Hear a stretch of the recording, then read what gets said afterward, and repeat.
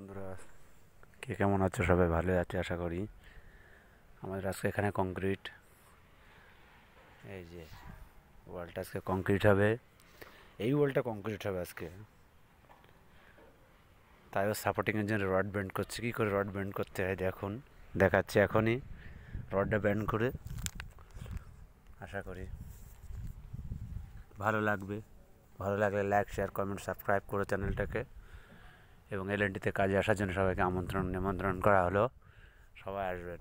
দেখুন রডটি ব্যান্ড করছি। রডটা কী করে ব্যান্ড করা হয় দেখুন।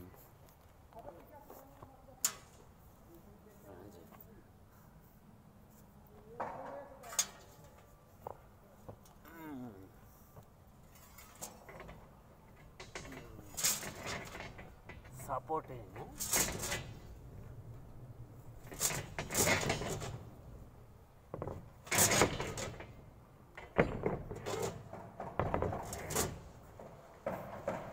আশা করছি ভালো লাগবে।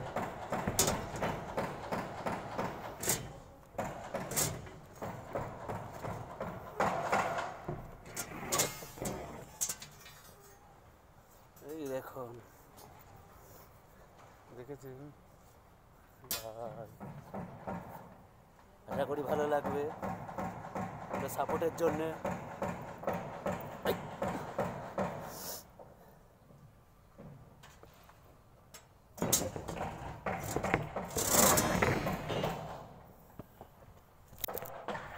পাঁচটা সাপোর্টিং হয়ে গেল।